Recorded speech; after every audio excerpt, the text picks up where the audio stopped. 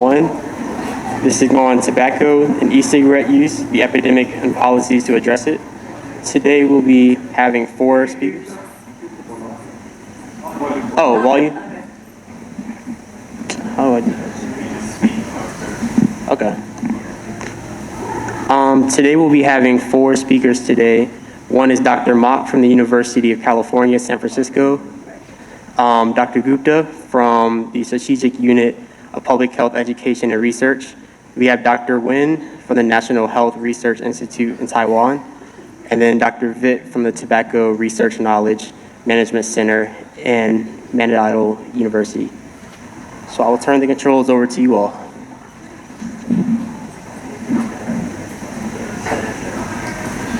Yeah.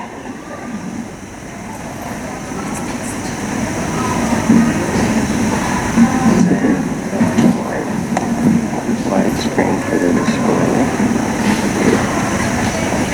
Great.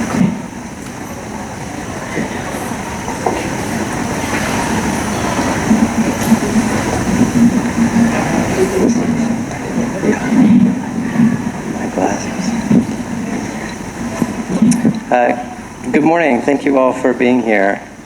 Sawadee-kap, Pupon. I am Jeremiah Mock. I'm from the University of California, San Francisco, and I'm going to go very quickly through some slides today in the interest of time about the youth e-cigarette epidemic in the United States. And I'm going to tell you a little bit about the Endgame, which you may not have heard before in California. So first I want to give a disclaimer and some disclosures. So I'm not an addiction specialist, unlike most of you here.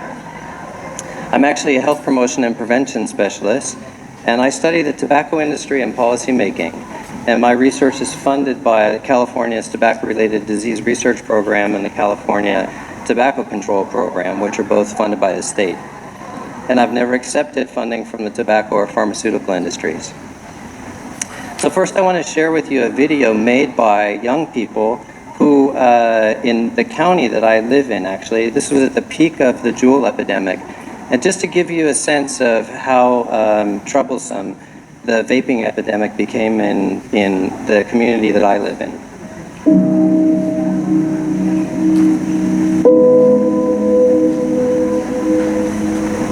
Friend just gave you this, like, it's so cool, it's not gonna hurt you, but like, try it, and that's how I got hooked. I didn't really know what nicotine was, but I knew it was addicting, but I just kind of like, you know, at a young age, I was like, I'm not gonna get addicted to it. Sometimes it's not really like a decision that you're really conscious of,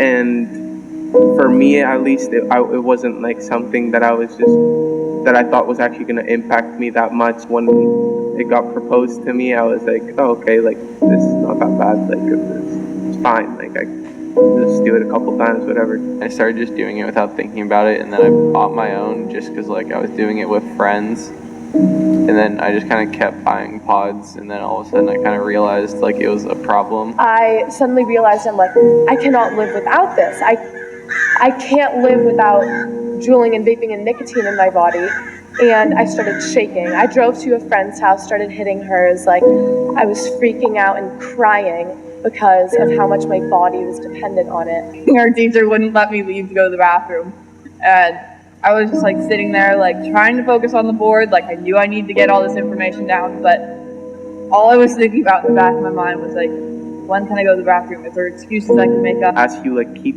including it into your daily routine, it's a lot harder to stop thinking about it and a lot harder to not have it be a part of your life. Like people would use it and I'd like be like clenching my fist, like, hey, like I really want to hit it, can I please hit it?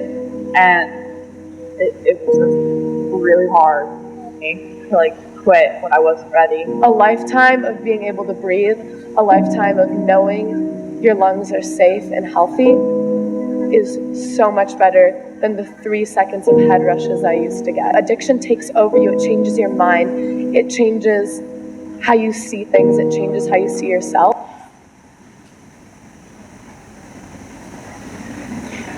So I'd like to talk briefly about how harmful nicotine is to young people. Very small quantities of nicotine can cause initial addiction in young people, In young people, nicotine alters brain chemistry and disrupts the formation of brain circuits responsible for attention and learning that can trigger the development of ADHD. For young people, nicotine withdrawal can cause distressing symptoms, and early use of nicotine increases youth susceptibility to addiction to other drugs such as alcohol, cannabis, and opioids. How about with young people's lives? Well, it's highly disruptive to their social and emotional lives. It erodes trust within families, and its corrosive effects to relationships. Nicotine addiction undermines student-teacher relationships, and it contaminates school culture. It completely disrupted the schools. Nicotine addiction causes young people to spend money that could be saved and spent on better things. And nicotine addiction the treatment is costly in the United States. So let's put nicotine in the context of addiction in general. That many of you are concerned with addiction of other substances. So what's the lifetime probability of transition from being a user to actually becoming addicted? For cocaine, it's estimated at 21%. For alcohol, it's estimated at 23%. Nicotine, can anybody guess? 60? Okay, you're all in the ballpark. 68%, and this is only for cigarette smoking, not estimated for e-cigarette use, which is likely to be even higher. So let's take a look at the trends among U.S. high school students in current smoking and current e-cigarette vaping over a quarter of a century. You can see very clearly that in the United States, among 12th graders, 10th graders, and 8th graders, we were headed to zero in the U.S. We were headed to zero, to ending the tobacco epidemic. And then the youth e-cigarette epidemic took hold, the tobacco industry's on-ramp to profits, and this is what we're facing now. Look at the difference. This is where we were headed, and this is what we face now. Trends among adult current cigarette smokers in California and the rest of the United States. We were headed towards zero, okay? We were headed in the United States towards at the very end of the epidemic. What about trends with California adult current smokers and current e-cigarette users? People have argued that this is a harm reduction strategy, that it's supposed to help people with getting off of smoking cigarettes. Again, in California, we were headed to zero. And now we have a whole new population of people who probably would never have been addicted to nicotine. What about California and U.S. high school students and current cigarette smokers and current e-cigarette users? So again, look at this, we were nearly at zero. And the U.S. is not far behind. Then we got hit with the youth e-cigarette epidemic. We had a peak of about 34%, and we've more or less leveled out. Even in California, it's still a serious problem among 9th graders and 11th graders. So who causes nicotine addiction? It's the tobacco and vape companies. In 1994, the big tobacco CEOs testified, 7 of them, I do not believe that nicotine is addictive. In the case of the U.S. government versus Philip Morris in 2006, Judge Kessler found over the course of more than 50 years, the defendants, which is Philip Morris, lied, misrepresented, and deceived the American public, including smokers, that young people were avidly sought as replacement smokers. They can't find replacement smokers anymore, so now they're trying to create new consumers by selling e-cigarettes and other similar products. The defendants, Philip Morris, have falsely denied that they had controlled the level of nicotine delivered in order to create and sustain addiction. That's exactly what's happened in the case of e-cigarettes. The commercial tobacco industry, in summary, has a 70-year history of lying and deception, produces products that provide no benefit to the public's health. They manufacture, market, distribute, and profit from the sale of products that cause more death and disease than any other consumer product. And the industry's so-called next-generation reduced products are their latest strategy to addict people to nicotine, which are e-cigarettes, also known as ENDS, nicotine vaping devices, and vapes. There's another category I'm not going to have a chance to talk about today that the industry has invested very heavily in, which are heated tobacco products. This is Philip Morris's IQOS device. It's the same kind of problem. And then recently also oral nicotine pouches are starting to become popular among young people. Philip Morris just spent $16 billion to acquire the company that makes these products. So who was the tobacco industry in the past? We all know the companies that sell cigarettes and little cigars and so on. And who are they now? They've diversified their portfolios into oral products, into vapes, and into heated tobacco products. Don't just take it from me. Go to the website of Altria, which is the U.S. Subsidiary of Philip Morris, and hear what they have to say about this. Altria is moving in a new direction. From our legacy to leading the way forward. Moving from smoking to potentially less harmful choices. And from being known as a tobacco company to being recognized as a tobacco harm reduction company. Moving beyond smoking. Altria. That's Philip Morris, the largest tobacco company in the world outside of China. And all the other companies are following, moving beyond smoking, from being a tobacco company, rebranding themselves as a harm reduction company. All right, so if you want to know what they actually have been about, go to their website and look at the list of, click on all these federal court-ordered statements that came out of the court judgment against them about all the lying and deception that they've engaged in for decades. So Juul hits the market, okay? A very clever device, beautifully designed. And what do they say on their website? Fact, Juul Labs is not big tobacco. We're an independent vapor company with a mission to eliminate cigarettes. Sounds like harm reduction, right? Well, guess what? Altria invested about $17 billion to buy a large share, and suddenly Juul became a tobacco company. If you want to know what e-cigarettes are, this is what happens when you take them apart. Basically, they have electronics, they have a lithium-ion battery, and then they have a reservoir, which in this case of Juul is a pod where the nicotine solution is contained, okay? And it's heated, and then it's aerosolized, and you breathe it.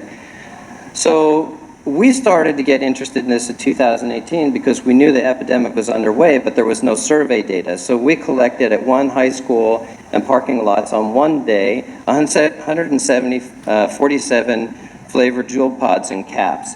And the green ones were the mints, and the orange ones were the mangoes, and the students were all telling us these were the ones that were the flavors that were most popular.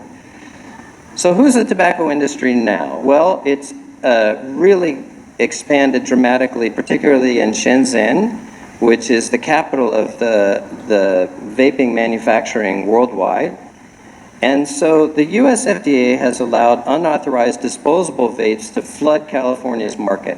So it's sort of the next generation that knocked off. It's like the variants with COVID. The next variant comes in and it knocks out the previous variant. So this was the next variant, which were these small disposables. And that's what they look like inside.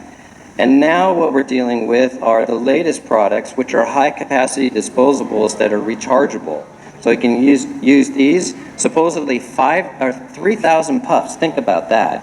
And these are the ELF bars that have become very popular at about 5,000 puffs. You can carry these things around with your phone for a week in your pocket. You go to a vape store and you will see literally hundreds of flavors of these products. So AP, not surprisingly, reports that thousands of unauthorized vapes are pouring into the US despite the FDA's so-called crackdown on fruity flavors.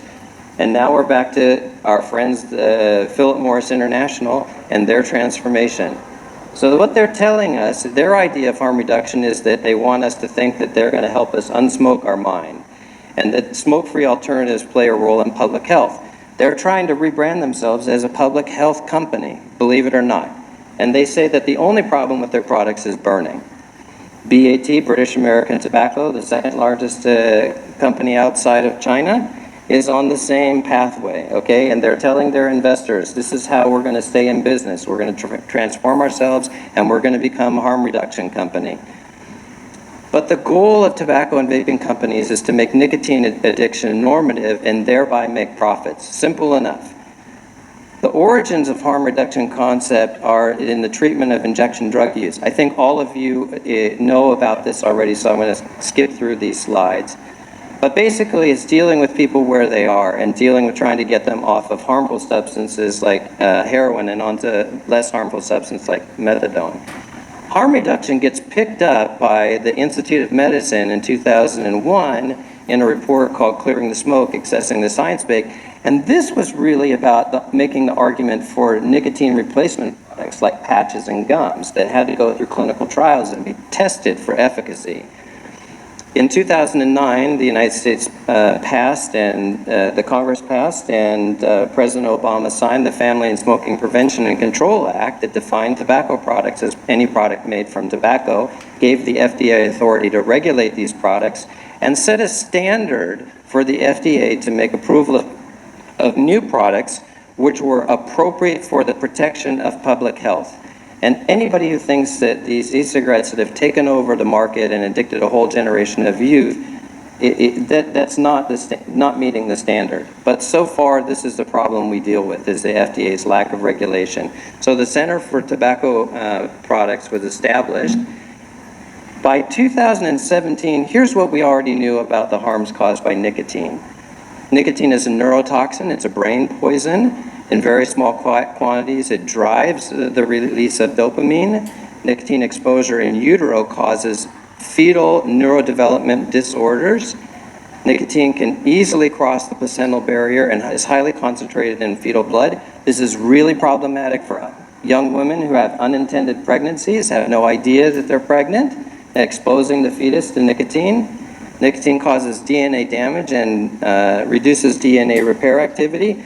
Nicotine accelerates tumor growth. We often hear, oh, nicotine doesn't cause cancer, but it does accelerate tumor growth once its tumors are established. So in 2017, the commissioner of the FDA decided that we should embark on this approach to nicotine. He and the head of the Center for Tobacco Products made this statement: the regulatory framework for reducing harm from tobacco must include nicotine. It's a chemical that's responsible for addiction of tobacco products as a centerpiece.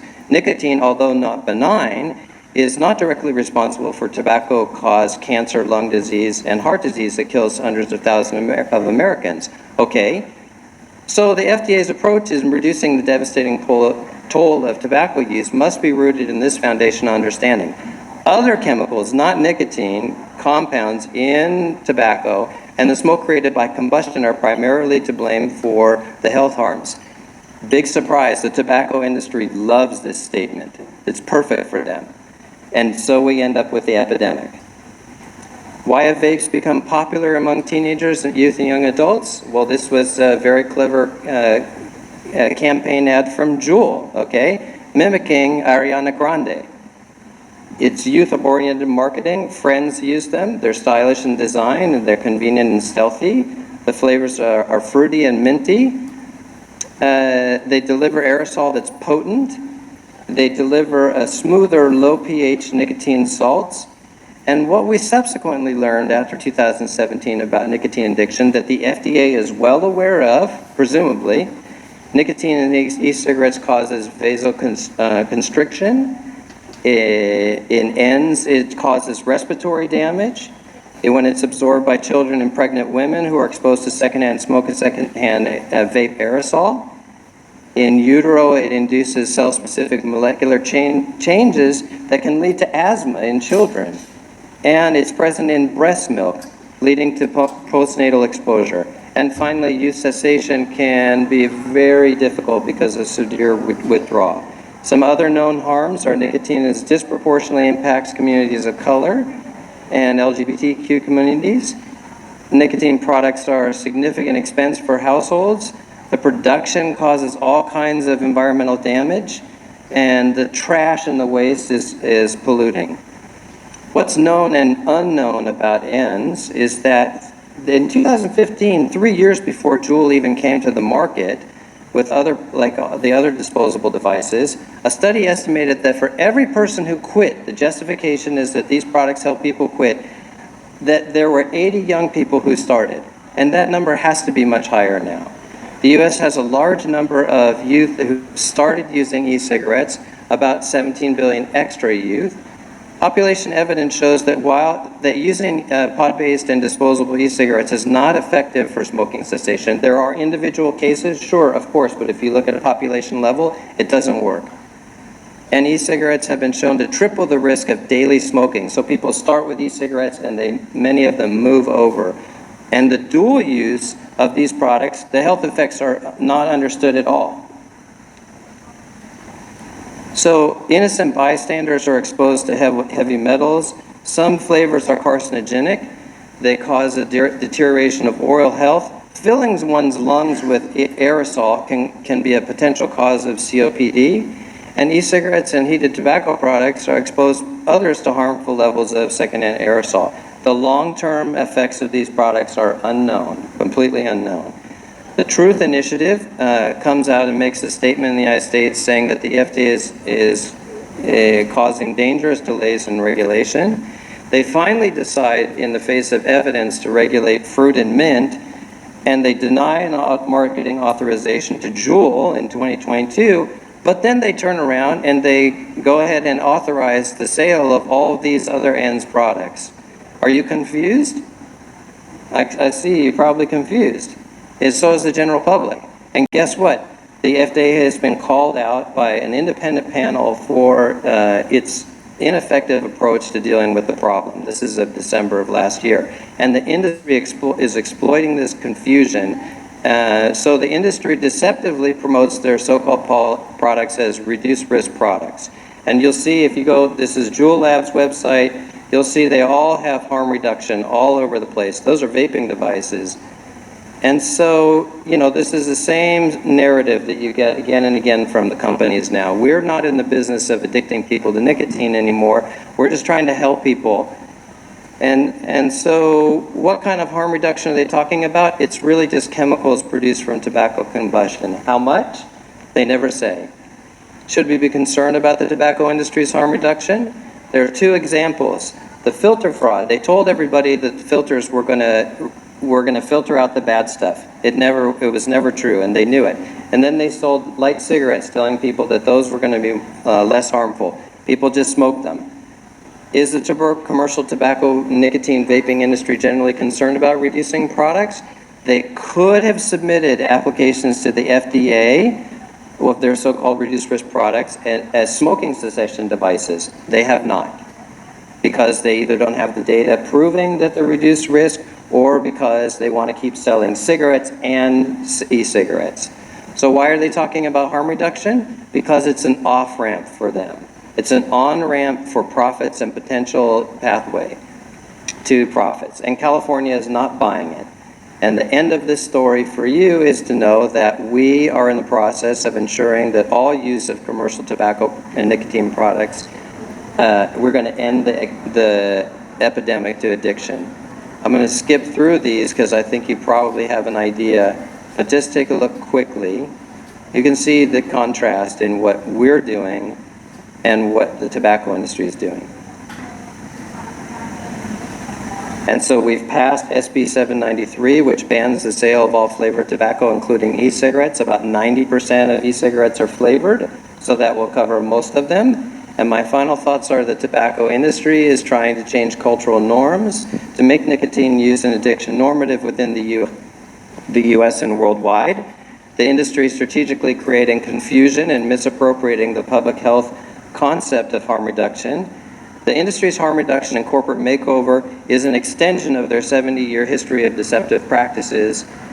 Harm reduction, the tobacco companies could have ended their sales of cigarettes they know are harmful. They haven't. They're still selling them.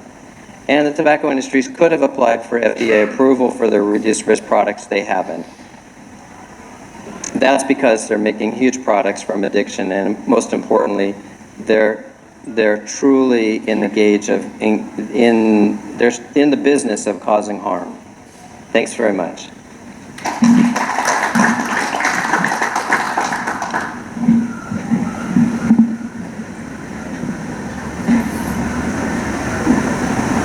Thank you, Professor Mock, to portray a picture of e-cigarette and its problem to us all, because e-cigarette also contains nicotine that causes addiction. So Secondly, I would like to invite Professor Rakesh Gupta from India. He is a specialist on tobacco control in India, and India has a very special issue on banning e-cigarette. Please, thank you.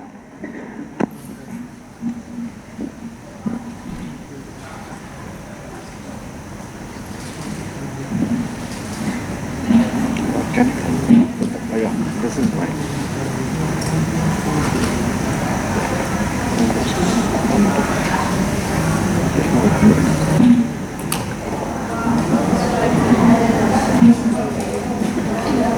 So, good morning all. I am Dr. Rakesh Gupta. I am from India, Chandigarh, India. And my disclaimer is that I am not an addiction specialist. Neither I am a public health specialist, but I am a medical administrator. So after working as an ophthalmologist for 25 years, then I shifted to that medical administration. So I retired as Director of Services Punjab. So got interested into electronic cigarettes when I visited Dr. Mock's University, University of California, San Francisco. And one of his seniors, Dr. Stan Glantz, he was conducting that workshop. And he actually told us in 2012 that electronic cigarettes, they are becoming a problem for America, and they still are actually. But I may tell you that India has actually moved ahead on this issue. So this is the aerosol, because most of the people who are proponents of the electronic cigarette, they say it's a harmful vapors or the aerosol.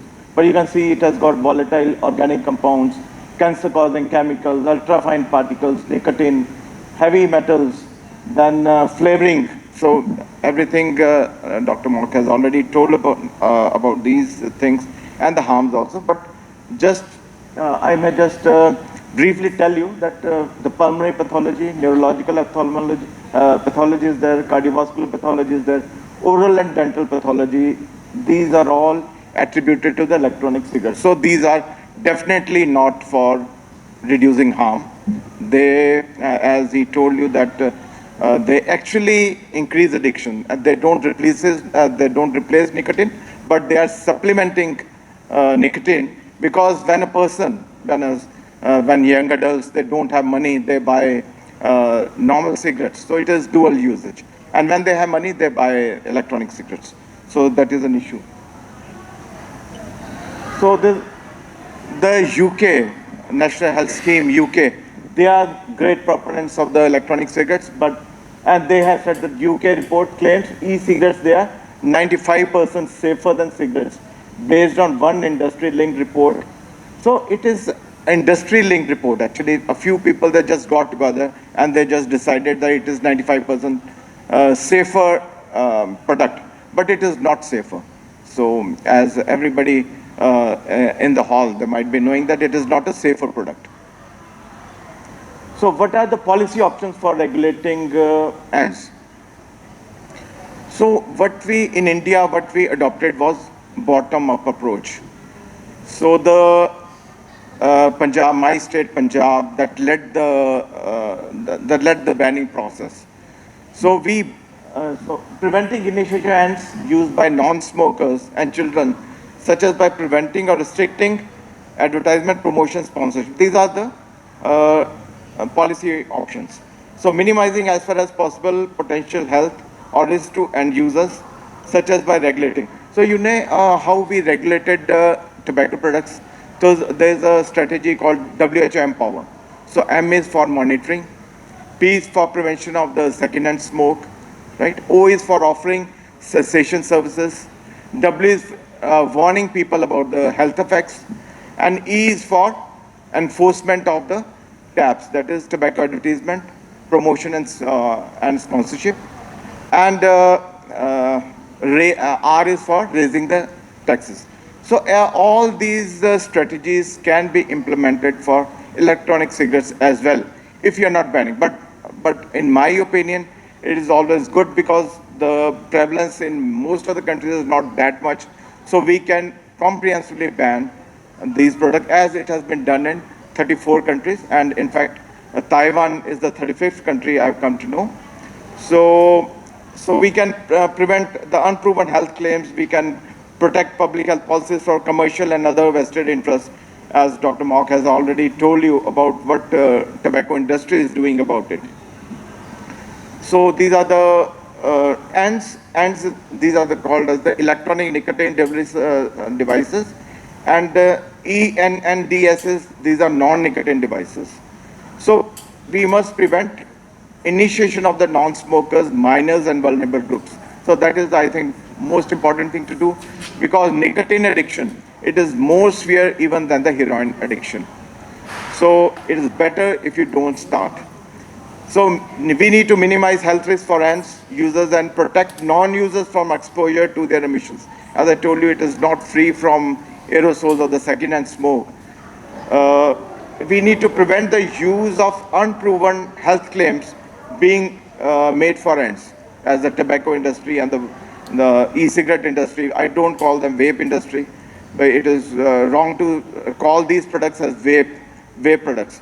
We must call them as e-cigarette products, right? We need to protect tobacco control from all commercial and other vested interests related to the electronic cigarettes, including interests of the tobacco industry. So it has all been covered by my the earlier speaker.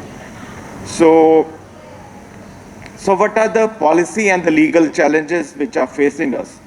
So there is industry challenge, that is industry intimidation. Actually, the tobacco industry is now promoting these electronic cigarettes. So it is, as far as I am concerned, it is the same thing. So industry, they have got the muscle power, right? And the money power also. So they intimidate and they interfere with the public health policies. And the product diversity is there, and they always try to manipulate. They have plenty of products, as already been told, that many new upcoming products are there now. So undermining tobacco control policies and misinformation.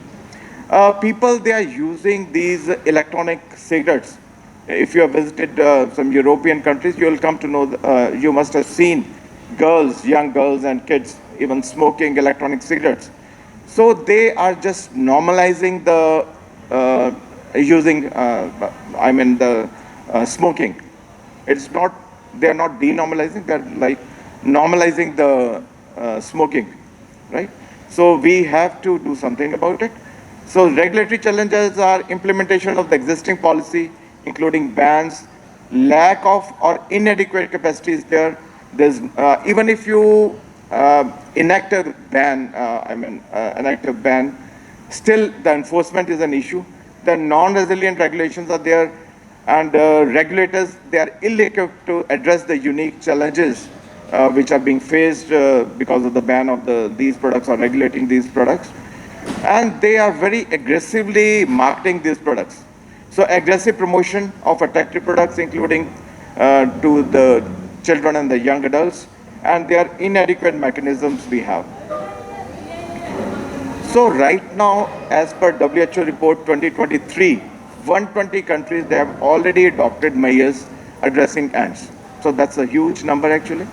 And 34 of these countries ban the sale of ants, and the 35th country is the Taiwan. Actually, they have already banned with effect from March. The remaining 74 countries, they are home to almost 1/3 of the world's population, over 2 billion people. They have no regulation in place.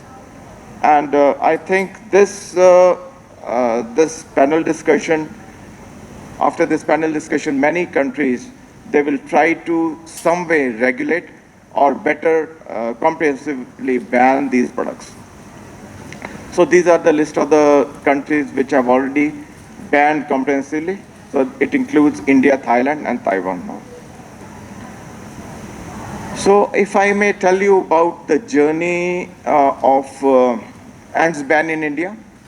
So it was in 2012 that, as I told you, I attended that meeting. I was then the state nodal officer for tobacco control for Punjab. And in 2012 itself, we had a meeting with the Joint Secretary Health, Government of India, and she was convinced that it should be banned. So 3 subgroups were formed to see how it can be done, right? But what we did was in 2013, we comprehensively banned under Drugs and Cosmetic Act. So under Drug and Cosmetic Act, there's a provision that anything which is not approved under Drug and Cosmetic Act is illegal. So under that provision, we banned these electronic cigarettes, right?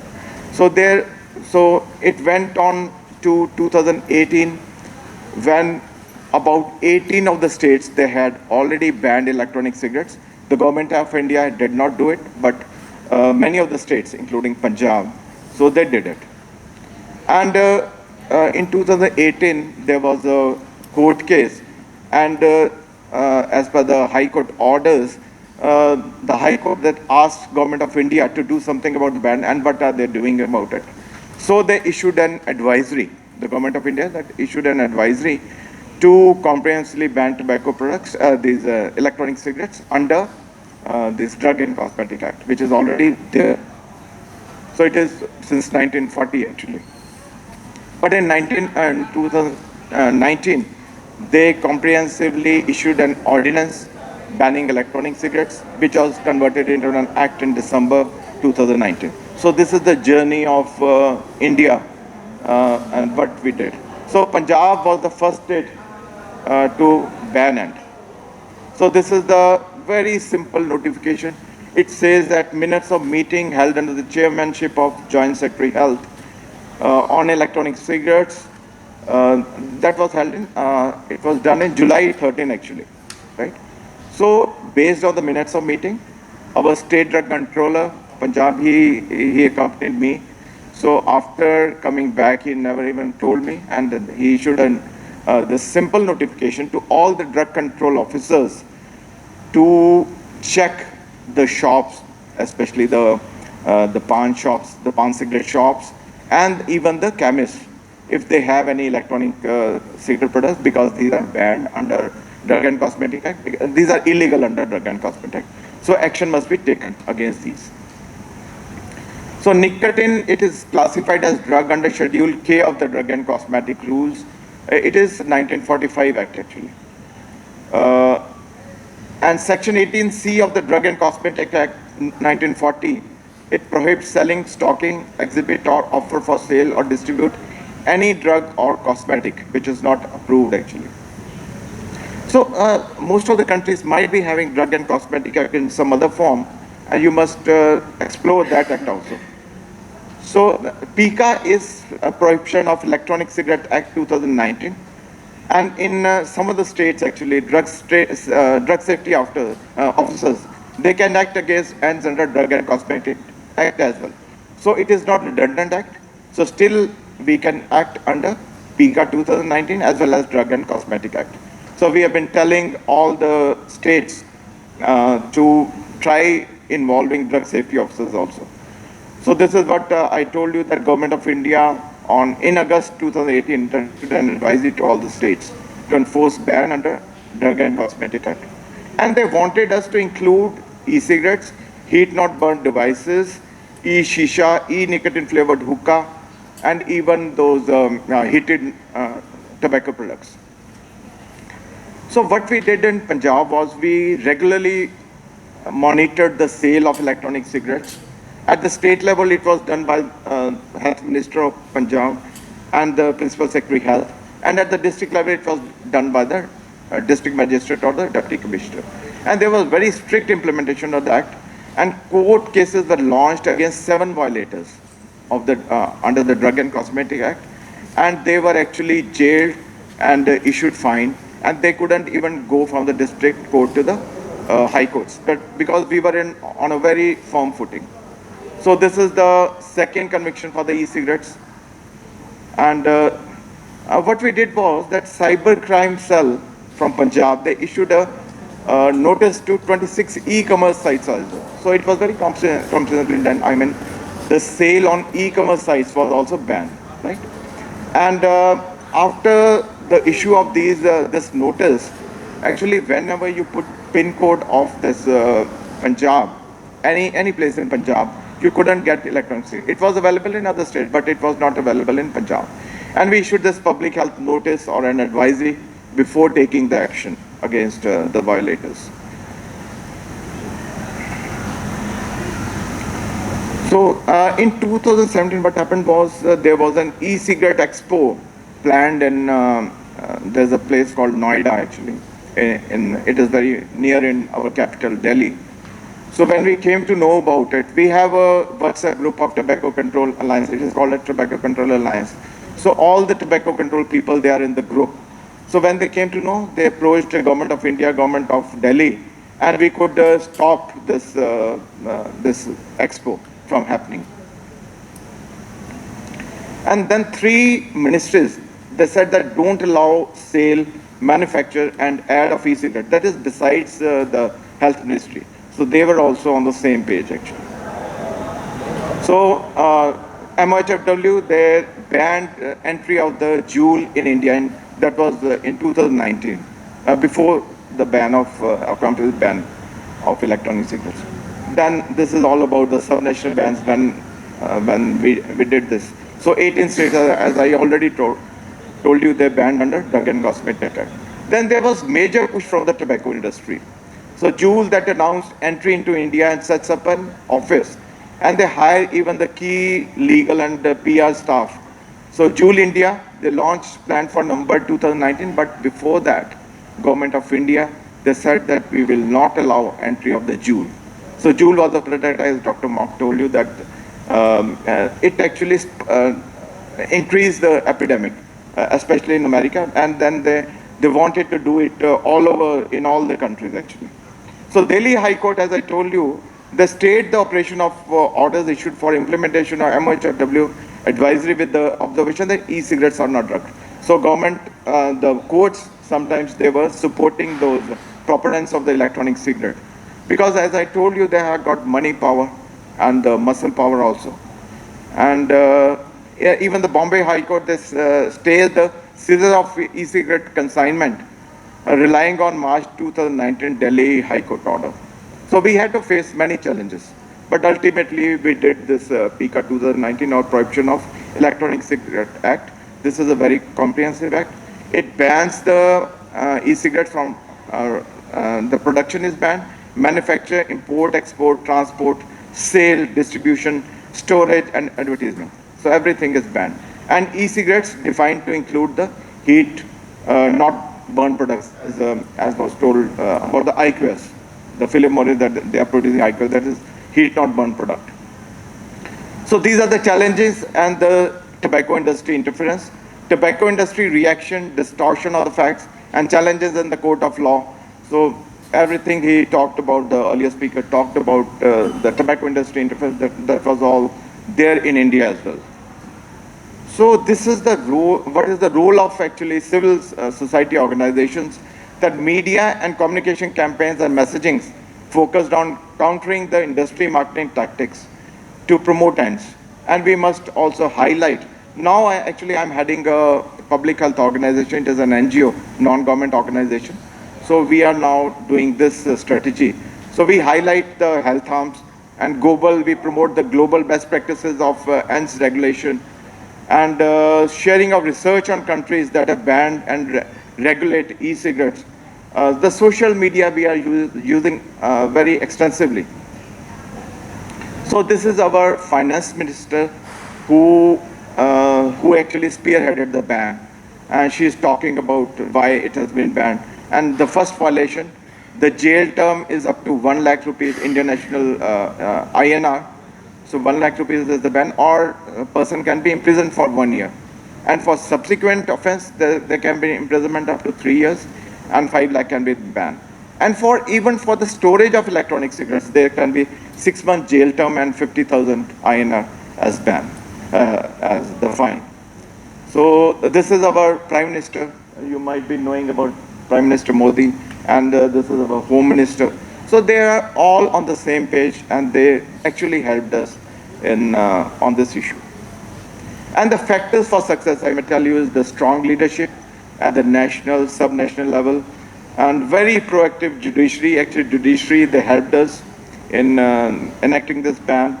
And it was an evidence-based policy making. It was not that we were just talking without any evidences, because we involve even ICMR, it's a government body. So they also they issued a white paper against electronic cigarettes. So research and evidence shared from other countries focus on protecting youth. So these are the reasons that we succeeded. So the critical learning is the ban should be comprehensive without any exceptions. As you heard from Dr. Mark, that the FDA, it has banned, but they have left those menthol products, isn't it? So I think it is not a comprehensive ban. Political support from the highest level has to be there. Support from scientific community has to be there. Leadership from the Ministry of Health has to be there. Active action by civil society organization and strong tobacco control program and sub-national level mobilization has to be there. So my organization on the top, it is CIFA, it is called Strategic Institute of Public Health Education Research. So we did a national consultation on why ants ban in India, and it is written 40, but as per WHO, now it is 35 countries. And how prohibition of electronic cigarette can be effectively enforced. So we did this workshop, and after that, the Information and Broadcasting Ministry, they issued a letter to the OTT platform. So they are the streaming platforms. They are extensively promoting these tobacco products and the electronic products. So they issued a warning to them, the Government of India, the Ministry of Information and Broadcasting. So Government of India that issued an awareness notice to enforce PICA 2019 to some of the e-commerce sites as well. And they issued an awareness notice. It was issued in the newspaper. This was about 3-4 months back. So I think it is required that you must issue awareness notices in the print media and the social media, and the electronic media as well. So online sale of e-cigarettes, that is there. I must tell you that that remains a problem in most of the countries. And 16 out of 45 identified these e-cigarette e-commerce sites, they were not compliant with the Indian ordinance. This was a part of the study. 75% did not apply any age verification method, and 50% did not feature health or safety warnings on the website. Compliance in India, post-ordinance, it has been issued. So the retailer storefront sales 2 months after the India PICA 2019 violation of the law, predominantly tobacco point of sale, they were found, there was a study done in 9 major Indian cities, and it was found that they were still available. And electronic cigarettes, they are, as I told you, that e-commerce sites, they are still selling these products. So Health Ministry, they issued notice to 15 websites for selling electronic cigarettes. This was very recent, in July 18th, on July 18th. So this notice was given to them. So there was a media report, the majority of the students in 14 to 17 age group, they are not aware vaping electronic cigarette ban. Actually, most of the people, they think that vaping is different from electronic cigarette. Vaping is a very safer product, and this can be used very safely. And now a portal has been created by Government of India to report the violation of the ban. So this is the most recent thing to do. So this was done about maybe 14 days ago. So what are the take-home messages for all of us? The prohibiting ads at subnational level has been a success story in India, and it can happen in any country. Electronic nicotine, non-nicotine delivery system, they are rapidly changing products with added flavors targeting youth. There has been evidence-based false claims justifying them as a successful harm reduction strategy. Evidence-based false claim, yeah. So the overlooked environmental impact of e-cigarette use, as Dr. Mark told you, that environmental impact is there, because when we use electronics, when these, especially the disposable products are thrown away, the plastic is there, then the what is that called? Lithium battery. So that is there. The circuitry is there. And then the nicotine, it is also a toxic product. So environmental damage is there. And despite a nationwide ban, research has shown that ANS and ENDDS, they are still available on the retail storefronts and electronic, those e-commerce sites in India. Indian authorities should focus on law enforcement to ensure that the prohibition is effectively implemented. So thanks a lot. So I think after the panel discussion, we are open to the questions. Thank you.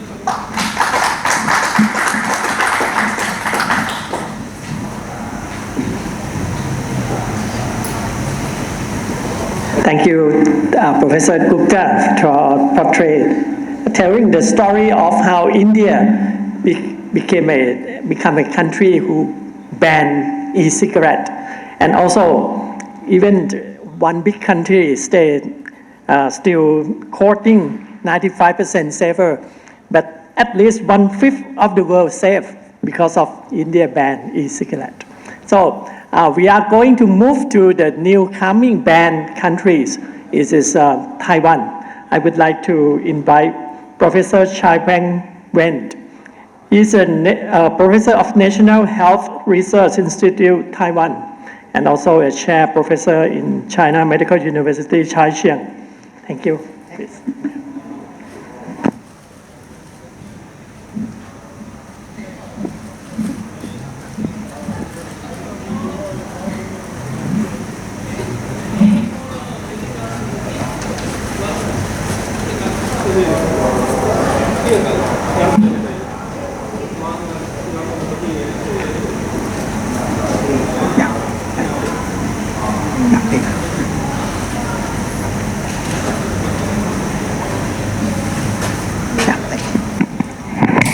Thank you, Dr. Vijj, and I'm very honored to come to Thailand. I used to work with Dr.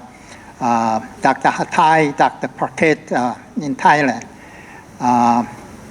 In the meantime, now when people ask me where I'm from, I said, Taiwan. Have you been there? They say, oh, Thailand, I know where it is. They always mix up Taiwan with Thailand. But I'm very pleased to talk about this. Is there any redeeming value of e-cigarette in vaping naive country? Vaping naive meaning they don't smoke that much as some of the developing countries, and how Taiwan cope with the vaping epidemic. WHO just published 2 documents, and I highly recommend you to read it. One is on tobacco control, which is global tobacco epidemic. Now, it talks about the empower. You know this monitor, protect, offer, and warn, enforce, and raise. Now, these are the very successful stories in the past about tobacco control. It actually, aim is to do research. Secondhand smoking is protect, cessation, offer cessation, and warning, and ban advertising, and increase tax. So if we remember this, and also I want to add one more M in front, is money. We need money to do all of this. But apply same rules to e-cigarettes and heated tobacco, I think is one of the rules that we should follow now to empower. My journey with tobacco control, in 1987, US government forced open at least 3 countries to correct trade imbalance under Section 301 of 1974 Trade Act. US is still using this Section 301 nowadays. The Taiwan, Thailand, and South Korea. And I published this in the Tobacco Control Journal, Forcing Open the Market in Taiwan, Lesson Learned for Tobacco Control. There are 14 papers on Taiwan. And these are strictly around the issues in Taiwan and lessons learned. The other thing I did in Taiwan is I founded an NGO for medical doctors to work on tobacco control. I was also invited to Thailand to talk about this, my success story in motivating medical doctors. And I understand that the medical doctor in Thailand is now very active in this, we call Taiwan Medical Alliance for the Control of Tobacco. And the medical doctors joined the campaign. Much has been accomplished in Taiwan in terms of smoking rate. They dropped fairly sharply. In about 10 years ago, now 2010, the male smoking rate is about 35, and 10 years later, it's about 23. So from 35% down to 23%, a sharp decline, about 1/3 or 12% of smoking rate decline. The other document I mentioned, the WHO, the study group on tobacco product regulation. Last month, they published these two major documents. This one is on the e-cigarettes and on the heated tobacco products. There are 11 papers that has a very comprehensive discussion of e-cigarettes and heated. And then WHO FCTC. Now, there's in COP 6 and 7, they consider prohibiting or otherwise regulating ends in the COP 6 and 7. And then in COP 8, heated tobacco product were recognized as tobacco product, subject to all relevant FCTC provisions and domestic legislation. Note that there is a little bit difference that WHO treated these. On e-cigarettes, it said consider prohibiting, otherwise regulate. But in heated tobacco, it said recognize as tobacco product and subject to relevant FCTC provision, domestic revenue. In other words, treated tobacco, heated tobacco product as if it's a tobacco. Did not mention prohibiting it, but for FCTC, COP 6 and 7 consider prohibiting. What is harm reduction that the previous speaker talked about that tobacco company has even? In the smoking cessation guideline, there are established ways to for smokers to quit. There's a commitment to be made, there behavioral intervention, the NRT, the nicotine replacement therapy, the nicotine gums, patches, and varenicline, the Champix. There are medications and also the commitment for cessation. But e-cigarettes has not been part of the cessation guideline at all. So harm reduction, vaping or e-cigarette could help smokers to quit. That's what in ideal condition. E-cigarettes has less harms than cigarettes. How much less is that? Smokers need nicotine to maintain addiction, so e-cigarettes offers nicotine. So this is so-called harm reduction. However, e-cigarettes can cause harms, and some people may recall that they call EVALI, e-cigarettes or vaping use associated lung injury. There are hundreds and hundreds of cases, and there are also popcorn lungs. Public. So e-cigarettes can cause harm. E-cigarettes have also two extra toxicants or something included in cigarettes, in the product that is not found in cigarette. First one is higher concentration of nicotine. It could be even much higher than cigarette. The second one is intentionally added compound, like essential oils, herbal products, and then flavors. Diacetyl and acetyl propionyl, these are flavors that could cause serious lung injury, and then contaminants that they found. So these are the differences between extra toxicants that were found in the e-cigarettes. There's also the unintended consequence of e-cigarettes, not initially thought of when invented. First one is adult smoker, when they use e-cigarette, they became dual user. They did not quit smoking. They kept using e-cigarettes and also smoking. They're called dual user. They're worse than smoker. That's one thing. The second one is in the nicotine naive individual. In other words, a non-smoker. When you use the e-cigarette, they could lead to smoking later on. That's also unintended consequence. These are two major unintended consequences, not initially thought of. The irony of harm reduction, the intended purpose by tobacco company, they say it's a harm reduction to reduce the harm. First, I just said, ends or heated tobacco products are not harmless. they could have significant risk, particularly to a non-smoker. That's one. Second one, most smokers who use e-cigarette become dual smoker. This is added harm, adding ends to tobacco harm. So not harm reduction, but it's adding harm. For the non-smoker, adding unnecessary risk when given to a teenager with no risk. Adding ends to no-risk individual has led to smoking. So this is the irony of harm reduction, that it's not harmless, it has dual per users and then adding unnecessary smoke. What tobacco company can do to help if they say sincerely that they want to do harm reduction? Very simple, very easy. What they can do is stop selling tobacco, but they don't want to do that. They come up with the excuse they want to do harm reduction. The stop selling tobacco would be easiest. And then assist in smoking cessation program. They don't want to do that. They created this product that they can profit from.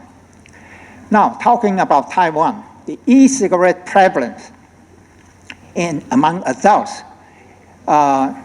In the last survey, we found male is about 2.6%, female less than 1% now, average about 1.7%. It was not high from 10 years ago, from 1.5% to 2.6%. It's a very low level. It's about 1/10 of smokers use this now, so it's not a very popular. Most smokers do not use this to quit in Taiwan. That's a very important point now to remember, that it's not used by smokers to quit. However, the users are in the middle school and high school. Middle school is still not that high, about 4 to 5%. In the high school, it was from 2.5% to 10.8% in the male. It's about a fourfold increase in the last 10 years. Now, cigarette smoking, on the other hand, smoking cigarette, not so much in the middle school, but high school, you can see 10 years ago, it's about 20% of the male smoking. Now it's down to 10%. It cut into half. Smoking rate cut in half. It was similar trend as adults coming down. Now people may ask whether this high school smoking cut in half, decreased by about 10%. E-cigarette user rate also increased by 10%.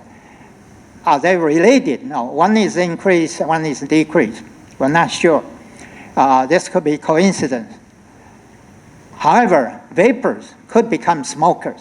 These e-cigarette users among these high schoolers can become smokers. More harms than good. Now I have listed all the countries, smoking rate and ends use. Let's look at the ends use in the Western Pacific countries. There are between 1 to the most is 4% in Korea and New Zealand. In Taiwan, as I said, it's about 1.7%. So in these Western Pacific countries, generally low, except for Korea and New Zealand, it's less than 1%, about 1 to 2%. Let's look at USA and UK. USA is about 4% in the adult, 4%, and UK is about 6%. 4 to 6% considered as high, and Australia and Taiwan is a 1 to 2%, it's low. What does this mean? Number of people vaping e-cigarettes in the US is about 10 million or plus. UK is about 4 million. Australia has less than a million, and Taiwan has less than a million. So again, this is a high vaping country, and I call e-cigarette naive or very low countries. And I'm proposing that policy in vaping naive countries should be different from vaping prevalent countries. Policy in vaping naive countries should be different from vaping prevalent countries. In vaping naive countries like Australia or Taiwan, we just ban altogether. In the high vaping countries like UK or US, you need to regulate, you need to ban from underage youth. There's a paper called Magic Bullet, The Potential Impact of E-Cigarettes on the Toll of Cigarette Smoking by Kenneth Warner. And it projected how much benefit versus harm that they cause in the some benefit in the US for those smokers. But what I'm saying is, we need to learn from tobacco control. I have been in tobacco control for decades, and people kept asking me, why smoking cannot be banned now if smoking is that bad? Why don't you ban it? Well, because we have too large number of smokers. The US has 28 million. Taiwan has 3 million, even though it has down by a third or more. But this is still too large a number. If we ban it, we need to use tobacco control and to reduce it gradually rather than banning. If we do ban, what's going to happen? Black market, smuggling, stealing, these are going to create social problems. That's why we're doing tobacco control. Our goal for tobacco control is, as Dr. Mark mentioned, endgame for tobacco. Where can wait until smoking rate drop, and then we can do endgame. Less than 5% of people smoking. We have now consensus. If smoking is less than 5%, we can ban tobacco from the sale. If we can achieve smoking rate, less than 5%, then ban tobacco. Now, in Asian countries, on e-cigarettes, vaping in Taiwan or Japan or Thailand is less than 2%. Most Asian nations can stop it before it becomes prevalent. Japan did it, Thailand did it, Australia did it, Taiwan did it. And endgame now for vaping e-cigarette. And that's my policy. Now, Taiwan should ban both ends and heated tobacco products, but challenges existed. First, lobbying by vaping companies, promoting to underage youth. We have close to 80,000 already are vaping. They have a need.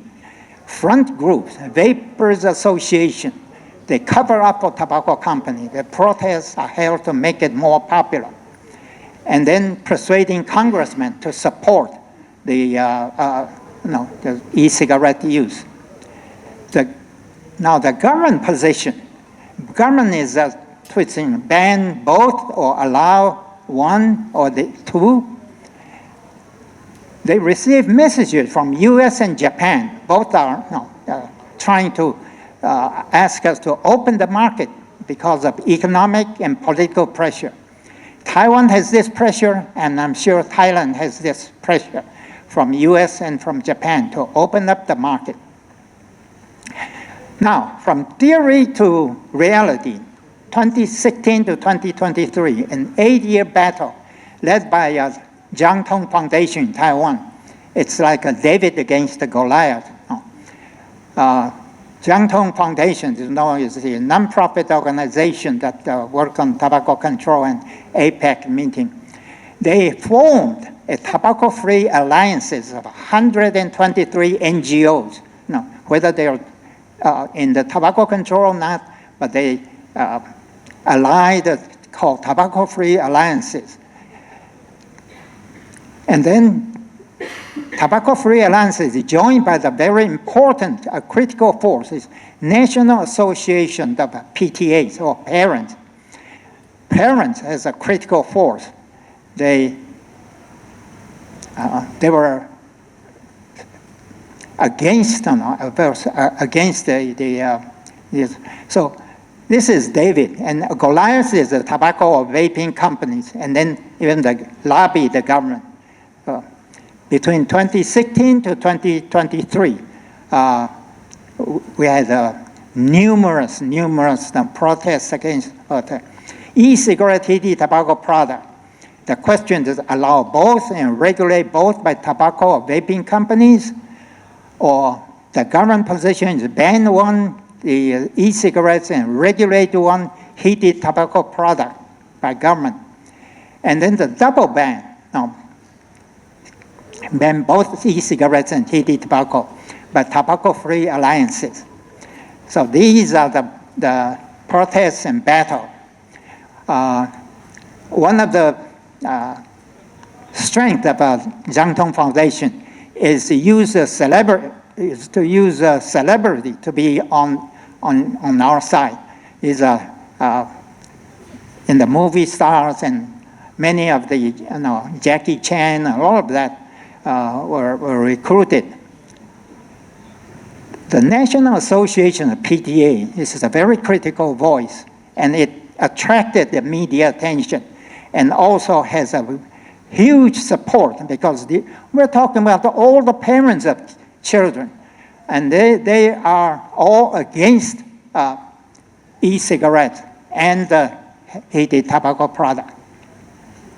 Now, on the other side, vaping company relying on higher the front, like Vapors Association, joined the protest, criticized Jiang Tong Foundation and the Tobacco Free Alliance, not willing to ban tobacco, but only banning ends, e-cigarettes and heated tobacco. If you are that good, why don't you ban tobacco altogether? Why you're just banning cigarette and the heated tobacco product? So Jiang Tong Foundation and Tobacco Free Alliance they were called Dancing with the Devil. Ban the chief, not the Indians. No. Ban the chief, not the, in other words, I said, ban the tobacco, not the e-cigarette. That's what the protests from the vaping groups are talking about. That put the Jiang Tong Foundation in a very awkward position. No, they cannot come out all right and say, no, we ban tobacco altogether. That's why I mentioned earlier. These are some protests from these front groups, the vaping groups. They were very active as well. They said dancing with the devil. Now, just talking about the final consequence. Updated tobacco law in Taiwan this year. One banned and one to be regulated. Tobacco law in March 22nd becomes effective. That e-cigarettes are banned altogether. No sale, no marketing, no vaping. Violation penalty for the user, about the US $70 to $300. For importers, it's about US $330,000 to $1.7 million. So it's not worth importing if they were found. Now, this is, I think, to penalize the user is difficult, but to penalize the importer will be because the penalty is so high. Now, for heat not burn cigarettes is to be regulated if risk assessment process is passed. Now, this is a very tricky question. Heated product requires health risk assessment. The question, the definition of risk assessment becomes critical. In the WHO document, they had listed 6 or 7 ways of quantifying the health risk of e-cigarettes or heated tobacco products. There are different ways. And some are called relative risk, some are absolute risk. So I said relative health risk of heated tobacco product and absolute health risk. These are entirely two different approaches. For relative risk, you can always say heated tobacco products or e-cigarettes the risks are smaller than traditional cigarettes. But for absolute health risk, these are products that contain carcinogen that should not be allowed on the shelf. Should not be allowed on the shelf. So the question is absolute health risk should be held and not the relative health risk that the promoters or the vaping company wants to use. So for public health standpoint, which is larger, pluses or minuses in terms of allowing heated tobacco product. I just try to remind myself, I forgot to use the term precautionary principle. I want to give it to the Thailand tobacco control people. Use the term precautionary principle. When you do not know the long-term harm of it, there is a term called precautionary principle to ban it ahead of time so that we don't regret it later on. So this is my gift to Thailand tobacco control. Precautionary principle. Now learn from Asian country, Australia, double banned in 2020, Australia. And then learn from Asian country, Hong Kong, double banned in 2021. They're pretty good. In 2021, 2 years ago, they already banned both e-cigarettes and the heated tobacco. So Australia, Hong Kong banned both. There's a Mencius saying, 不为也，非不能也. We can do it. It's not that we are not capable of doing it. Mencius, they're all the Chinese scholars. We just do not want to do it. We are really capable. So no excuses, please. And use the precautionary principle. That's my talk today. Is there any redeeming value of ends in vaping naive countries? The answer is obviously no. Thank you very much.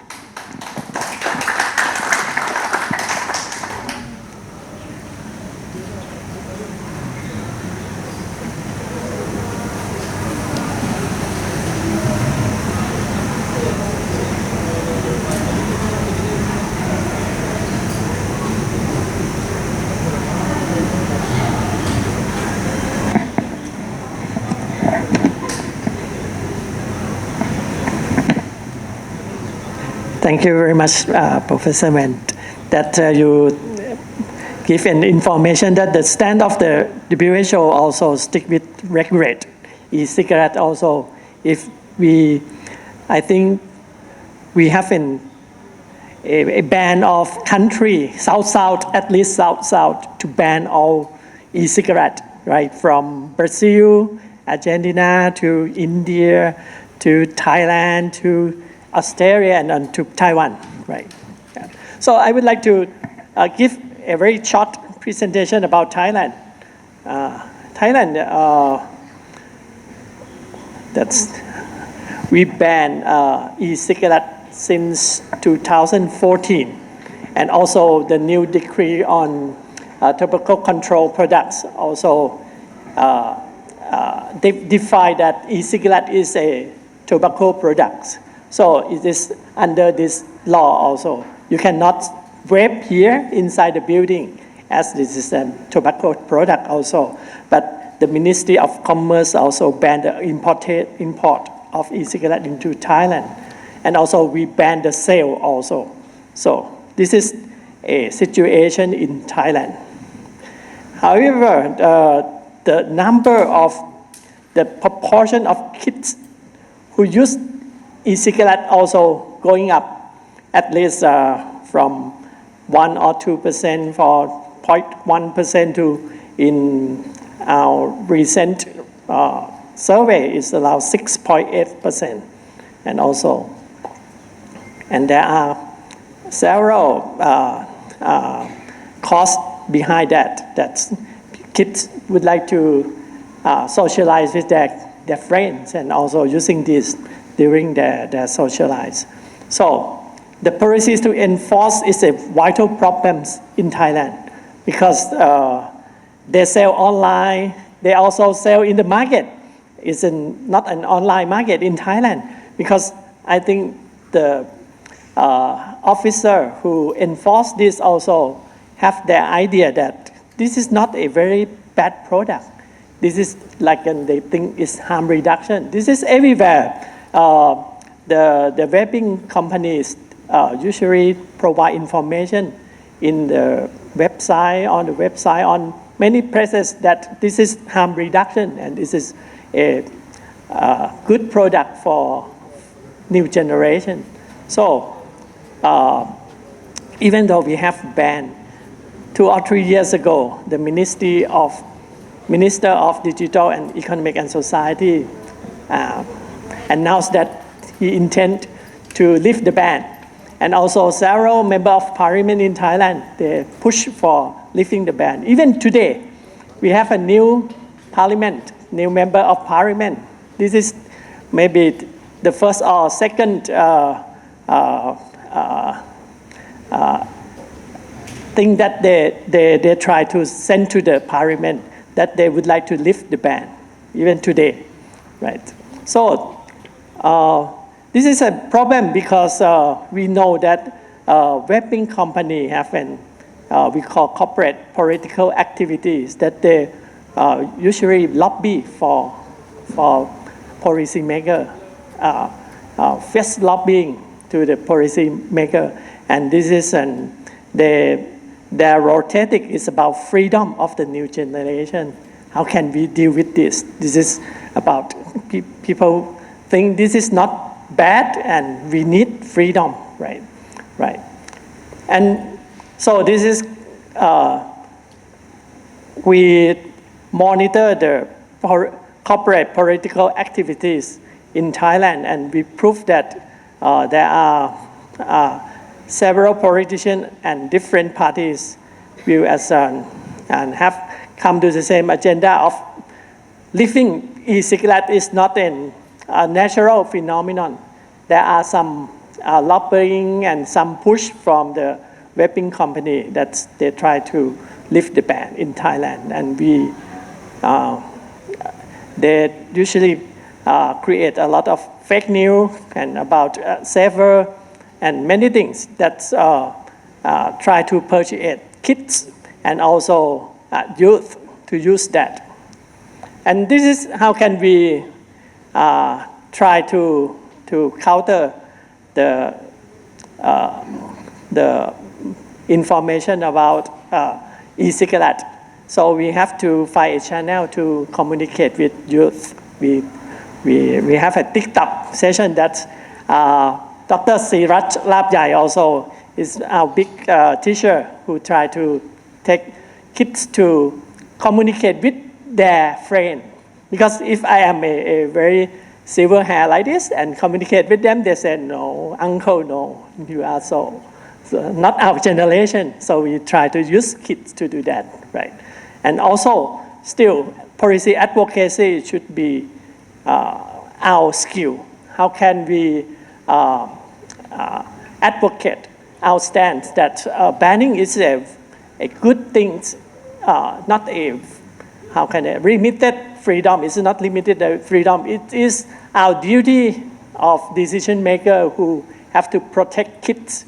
Kids are maybe naive person. We have to protect them from, tomorrow we have in marketing that we call predatory marketing. They try to get kids hooked to this product, and they are going to be a lifelong customer of e-cigarette. So we have to emphasize on this, that we have to protect our kids, right? So this kind of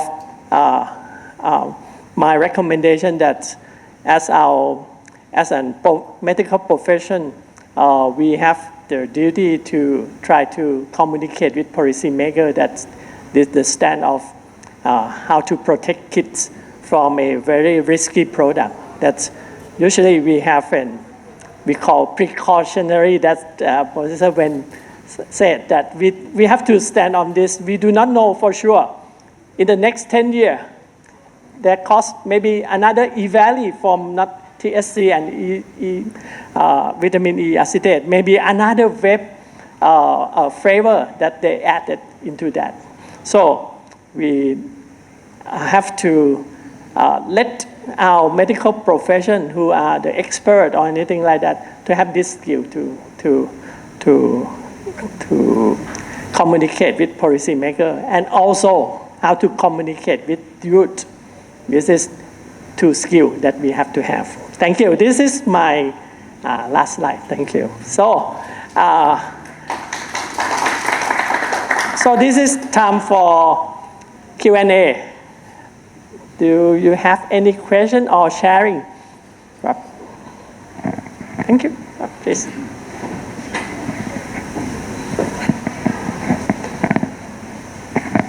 Thank you. I'm Gavin Bart from University of Minnesota in the United States. We had 4 countries represented in this presentation, and each of you presented very important information and congratulations for getting in early on trying to restrict access to electronic cigarettes. But because this is a conference on drug demand reduction, I can't help but think it's also important to address the accessibility of treatment for nicotine dependence. And so I'm wondering if each of you could provide information about how widely accessible free or inexpensive nicotine replacement or other tobacco dependence treatments are in your countries.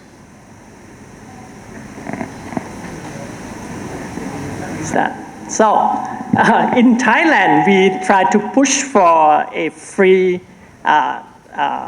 nicotine addiction reduction, a free drug, and also we have an telephone, free telephone on 1600.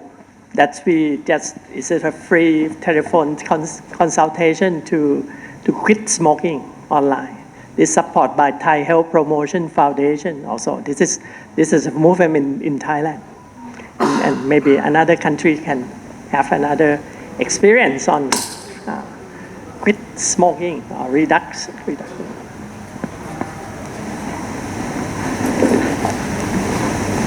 So what we have done in India is that nicotine replacement therapy is available free of cost in government hospitals. Right?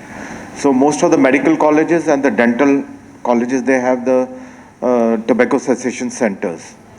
And now the private doctors and corporate hospitals, they are also started having these tobacco control sections, cessation centers.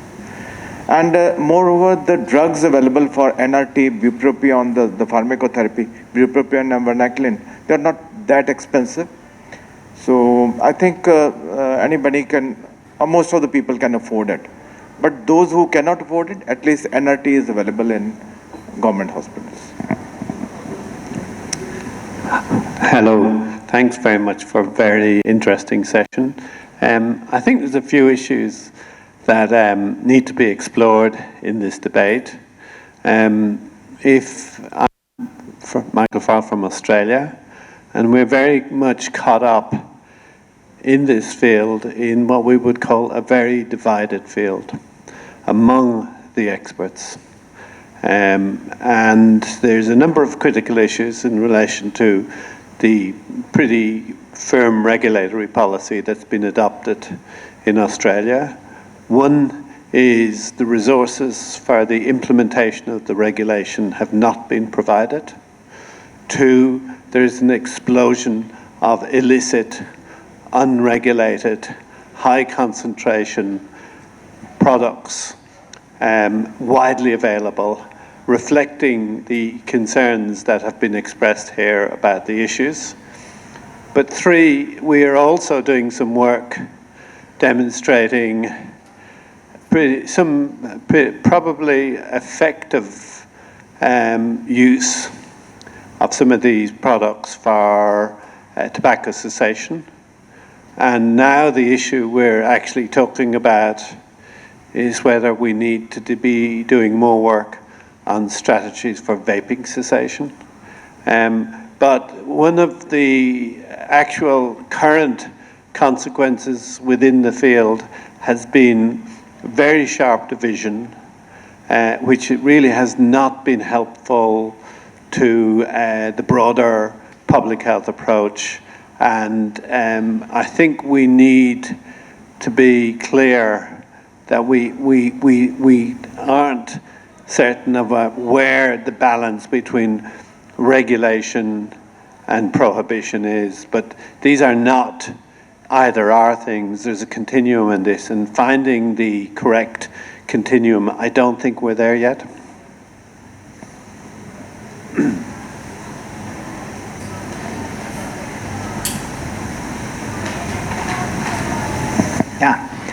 Treating nicotine addiction or medicalization of this should not receive top priority. It is the culture of smoking that has to be changed. It's the culture of the e-cigarette that has to be changed so that it doesn't require, in fact, treating tobacco, the major requirement is commitment. It's not so much of the medication, it's the commitment that's needed. And that commitment comes from the social environment, comes from the culture. So you need to, from the school children, the culture of not smoking is the right way to go, rather than emphasizing the addiction treatment.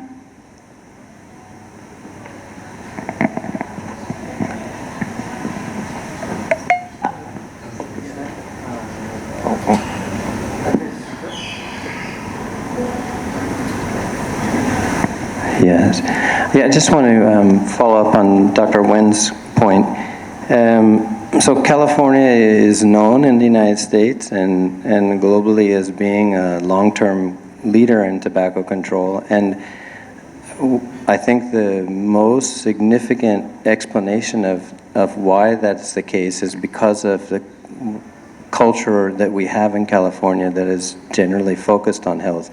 And my colleague here comes from Minnesota, which is another state that has led the United States because of the cultural ethos that we've boosted people's sense of the value of health. And in response to your comment, which is well taken about demand reduction, I think that we're in a very difficult situation now because it took decades to develop somewhat efficacious treatment approaches, which if we're really honest, there's still a lot of problems with relapse for smoking cessation.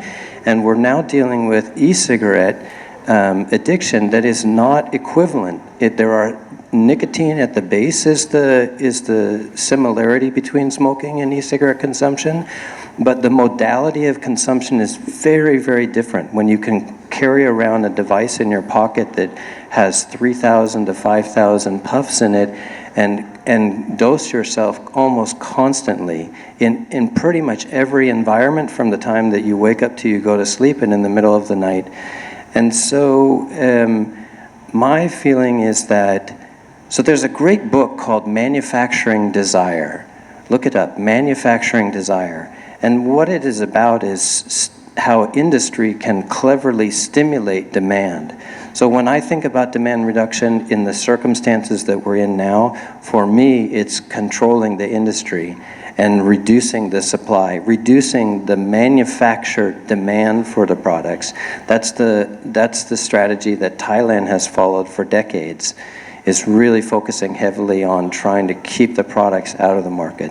But I take your point. I think we're fortunate in California because our mindset is that we are going to zero. We're not going to let the industry get in the way, and the end game, we're close enough to the end game that if we can get the e-cigarette epidemic under control, then we don't have to get into this battle about, what is the best harm reduction strategy. We just continue on our trajectory.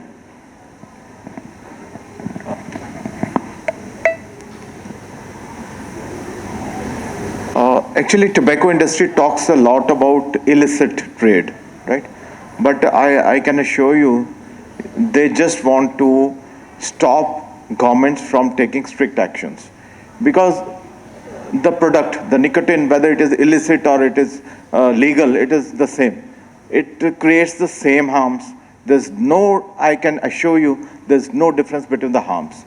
So we must blow the bogey of this tobacco industry that it is promoting illicit product if you ban a product. And moreover, as Dr. Stella actually, she's from your university, she told us that banning is a form of regulation. It is not that it is different from regulation, it is a form of regulation. And moreover, we must always try that we must not supplement the nicotine by electronic cigarette. We should rather replace the nicotine. So best is to totally ban electronic cigarettes so that it is not available and the people, especially the young people, they are not addicted to the nicotine. So this is my take on this. Thank you. Yeah.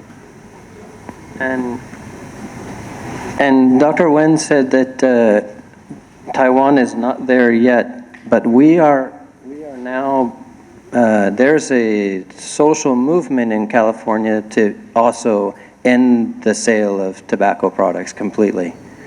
So when we hear this kind of criticism, we also hear legislators on the other side saying, well, if you're going to ban e-cigarettes, why don't we just ban tobacco? So the cultural mindset is already there. We're primed now after 3 decades of work that we're headed in the direction of ending the sale of the products entirely.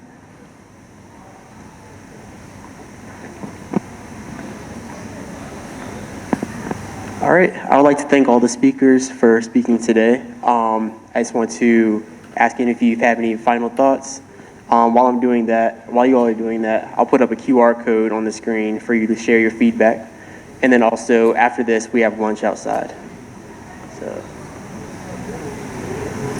I don't want to stand in the way of anybody's lunch.